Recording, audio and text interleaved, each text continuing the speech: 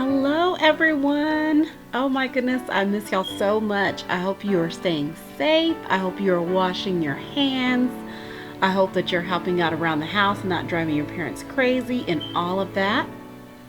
I wanted to add to this video something to help you guys out. Like I said in the instructions, next year the STAR test is going to change dramatically when it comes to reading. Everybody 3rd through 8th is going to see writing every year. And they're actually going to put the reading and the writing together in one test. They're going to call it the English test. For 8th grade kiddos, we've already been talking about that because you're going to see that next year as a 9th grader anyways.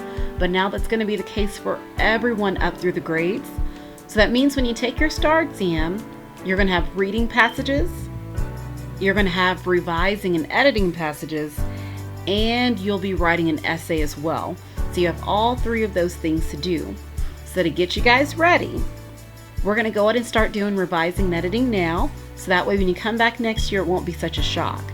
Now, when it comes to revising and editing, a huge part of doing revising and editing properly is knowing what's a sentence, what's a fragment, and what is a run-on.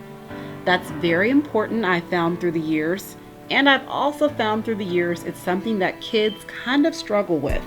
So we're going to work with that a little bit today with your writing assignment. First off, let's talk about what is a complete sentence. A complete sentence needs to have 3 very important things. It has to have a subject, it has to have a verb, and then also it must express a complete thought. So let's talk about these 3 things. Subject, if you're thinking about dictation, we're writing the sentence on the board, we're underlining and circling and all that jazz. The subject is the main doer or beer of the sentence, and the subject has to be noun, or it has to at least be functioning as a noun.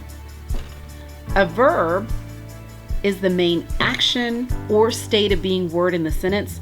Basically, the verb is whatever the subject is doing or being.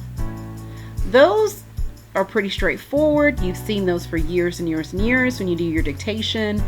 That's usually not hard for kids to understand. However, this 3rd point sometimes gives kids trouble. A sentence must express a complete thought. So there's a whole lot of different ways to explain it, and I have found the way that makes the most sense to me was the way my 3rd grade teacher taught me. And I remember it because my whole class thought it was the most funny thing that they had ever seen in their entire lives, and because our teacher caught us off guard. We were sitting in class talking about sentences, and she ran out of the room. And we all kind of stopped and looked at each other. And then she ran back in the room, yelled out a sentence, and then ran back out of the room.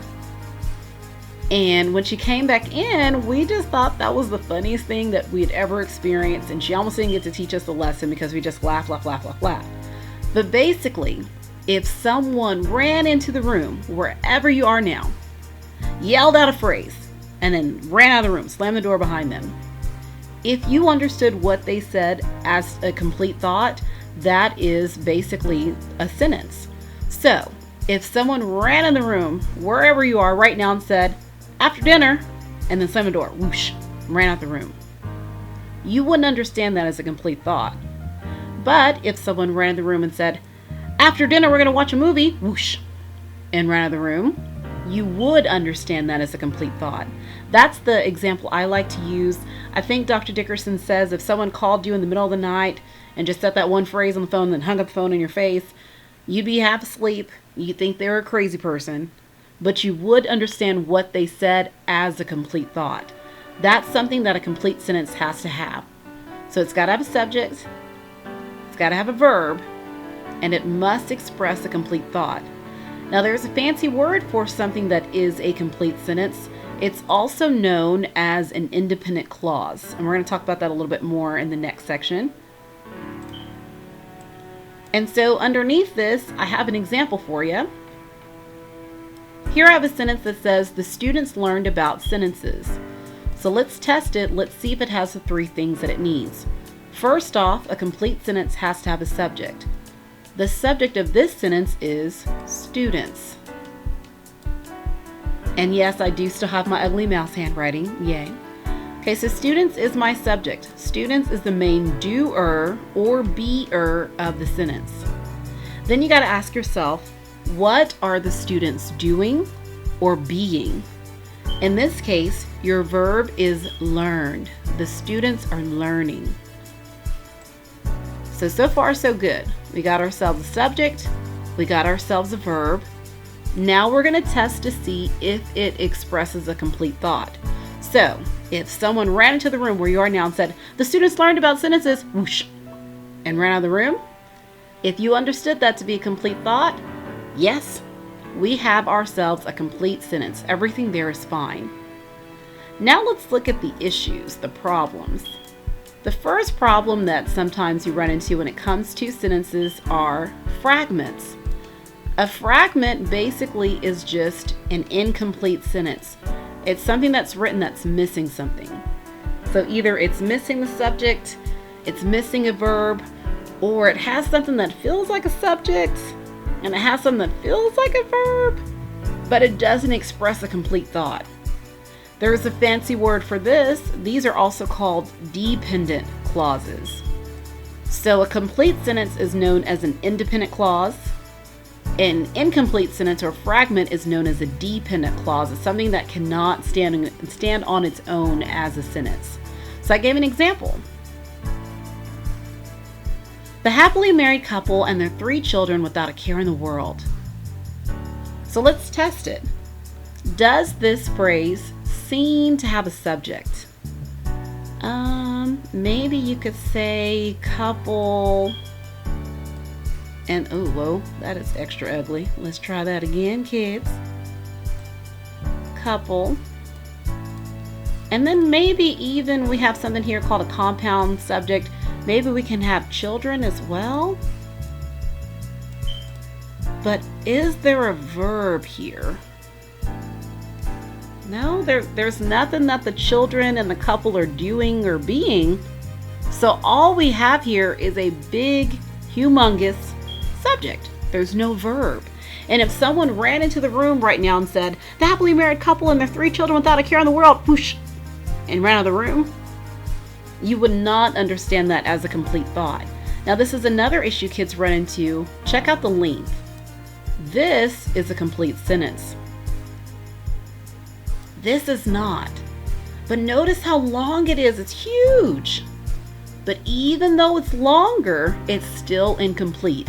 Length has nothing to do with whether or not it's a sentence or a fragment or a run-on. It's all about what's in the sentence. And in this case, this sentence is missing what it needs, so it's actually not a sentence, it's a fragment. So underneath it, I put how to fix it. The happily married couple and their 3 children without a care in the world love to travel. So let's test it. We have our subject. Once again, I'm going to say couple and children. They're both functioning as a subject. This is called a compound subject. So we got a subject, yay. Our verb here is love. And then if someone ran in the room and said, the happily married couple and their 3 children without a care in the world love to travel, whoosh, you would understand that as a complete thought. Here, this fragment has went from a dependent clause to an independent clause. And then finally, the most complicated of all, and the one that I see the most often, is a run-on. A run-on, whenever you're younger at Rise, you're taught a run-on sentence is a sentence that goes on and on and on forever and it never ends and blah. Okay, no. Or you're taught a run-on sentence is a sentence with too many ands. Okay, okay, that's good for little kids, but we're big kids now. We're going to learn the correct definition for a run-on sentence. A run-on sentence is where you have 2 or more independent clauses or 2 or more sentences that have been put together incorrectly. So you have 2 things that could be sentences all by themselves and you put them together the wrong way. So I'll give you an example. I was very hungry, I decided to go to Denny's. Okay, this is probably the most common type of run-on. I see these all day long. Here we have two things that could be sentences all by themselves, and they've been joined together in the middle with a comma, and I made my comma really, really big. Okay, let's test it. Let's make sure we have two independent clauses or two complete sentences. First off, let's look at what's in front of the comma. I was very hungry. So first off, we need to make sure it has a subject. Subject here is I. Then you ask yourself, okay, what am I doing or being? In this case, you're not doing anything, you are something. You were, or I was. And let's test it to make sure it expresses a complete thought. I was very hungry. Whoosh. Yep, that's a complete thought. Let's check the other side. I decided to go to Denny's. Okay, once again, I is the main doer or beer of this complete thought. And then decided is our verb. Ooh, that's super ugly. Whoa. Okay, anywho, decided is the verb. I decided to go to Denny's. Whoosh. We have a complete thought. So here we have two sentences joined together with nothing but a comma. There's actually a fancy word for this type of run-on sentence. It's called a comma splice. Not slice, but splice with a P. These are the most common forms of run-on sentences. Now, this is grammatically incorrect, but there are several ways to fix a run-on sentence, or there are several ways to put two complete thoughts together, etc., etc. The first option is just to separate them out. Look, we're just going to make them two whole separate sentences with a period. Yay, life is good. Also, you can join them together with the comma, but instead of just doing the comma by itself, you're going to add in a conjunction. Conjunctions are words like and, so, or, but, for, and conjunctions are pretty popular. Actually, I'm going to go ahead and type the word conjunction so you can see what I'm saying. Conjunction. They're so popular. They have their own theme song. There was a cartoon that used to come on TV way back in the day. Well, I remember it, so I guess it wasn't that old. But anywho, it was called Schoolhouse Rock. And the most famous Schoolhouse Rock song of all time is called Conjunction Junction. And I have added that to this assignment so you can listen to it, and that song will be stuck in your head for the rest of your life. The rest of your life. You're never going to not see it. Oh my goodness, did I spell conjunction wrong? Oh, I did. Oh my goodness, kids, it's just like class. Miss Woodruff's misspelling words and everything. Okay, conjunction with an N. Ooh, excuse me. But yeah, so that way that song will be stuck in your head forever, and you'll remember all of the conjunctions. You can put a comma, but it needs a conjunction with it. Okay?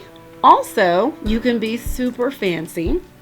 You actually can put two whole sentences together with just what's called a semicolon. Semi means part or half. So semicolon is half colon, half comma.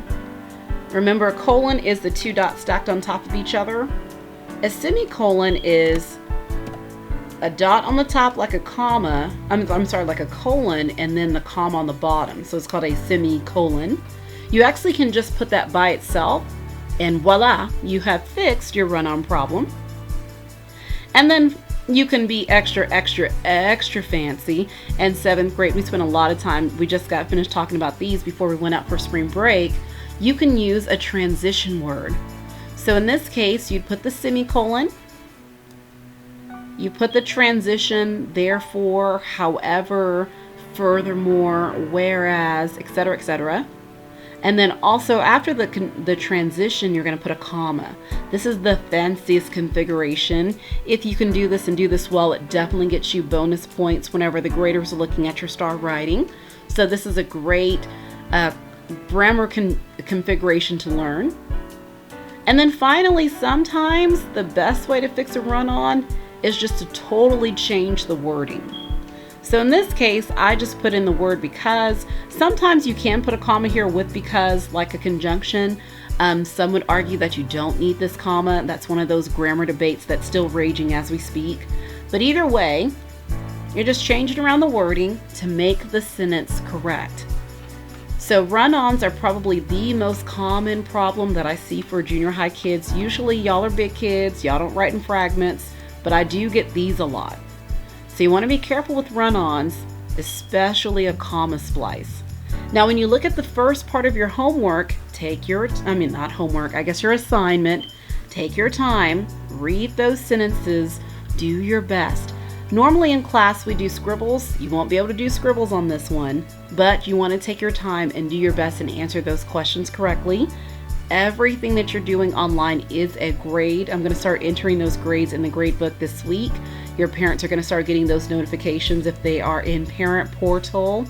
And you guys, we are out all the way until April the 30th. That means a huge part of your fourth quarter report card is your online work.